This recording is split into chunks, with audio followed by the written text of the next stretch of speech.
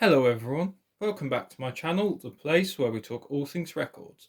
So today I'm going to be showing you the two Let It Bleed in monos that I was waiting on, and one of them I forgot to actually put in a video, so let's waste no time and get started. So first up is an unboxed one, first pressing, the lovely sleeve there. I will get these out there plastic. Now this one, as you can see, does have a bit of damage, but it's an Upton Printing Group sleeve. And it does actually have, so that mono winner is actually the original sort of Let It Bleed one. Although it's not in sort of amazing condition, it is true to the album, which is what sort of collectors want. In slightly better condition, but this one is still not dreadful. I've seen a lot worse.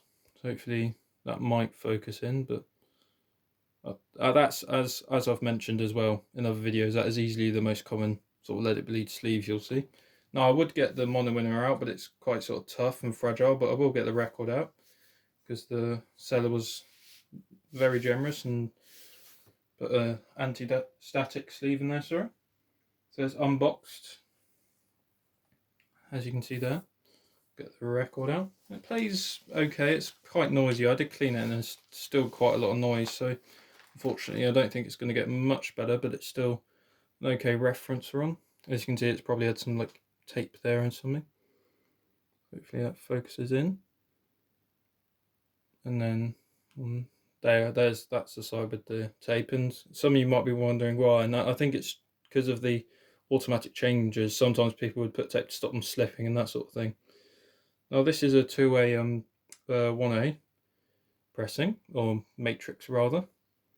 It has that label variation, which I can't quite remember at the minute. It's Design 5 version 3 if you're referencing the Stones Let It Bleed site. But it's just a very sort of, it's weird because it looks shiny, but there are quite a few sort of surface marks. So it's a in-between copy, I'd say. It's not completely trashed, but then again, it's quite noisy. So, but I was happy to get it again for quite cheap because I think I paid about £20 for this one, and it came with the inner sleeve, so I was very happy to get that. And it was all on eBay, so I just put in my bid and was very lucky to get it. So if I move on to this other copy, now this was my most recent one that I was talking about. It's another boxed one. And again, this was about £20, sort of buy it now. Sat there for a few days actually, so, and again, this was quite worn condition. Has a mono winner, not a Let It Bleed specific one, but now this is a printed in England sleeve, and this is actually a really good example that I've got because my other printed in England sleeve, as you might have seen in other videos, was quite sort of wavy, but this one's lovely and sort of flat. It's got some creases, but hopefully you can see there, this is the one that has the heavy gloss rather than just sort of a laminate in a way. Now this would have been a stickered sleeve, but as you can see, it's been removed. Now if I show you the back with the printed in England, hopefully again that will focus in. There we are. Now I will get the mono winner out on this one because it's not as sort of damaged, but it's nice when they do include something sort of original. And again, the box label is actually harder to find. So here we have the mono winner, a standard sort of late 60s deca. Now here's the label design on this one. I will get this out because it's a lot easier to see. Now this does actually have a different text variation to my other boxed one, so that's one of the reasons I bought it, as well as it being so cheap. But as I was saying, it's quite a hard variation to find because the boxed was sort of brought in at the end of Let It Bleed sort of mono production, so that's why they're quite hard to find, as with the three past Darkly ones.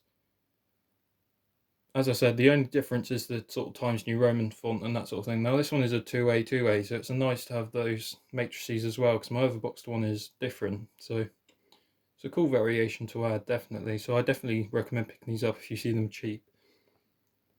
And when I say cheap, I mean like under sort of say 50 quid, you're doing really well to find one in mono.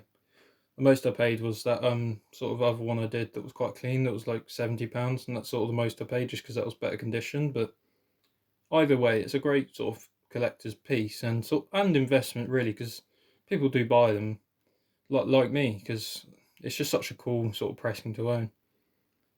So again, it's quite a short video, but those are my sort of Let It Bleed updates, and it's just such a cool album in my opinion. So hopefully some of these records have helped you find variations you have, or even if you have a variation that you can't find anywhere else, leave it in the comments or maybe post it somewhere else. And thank you for watching.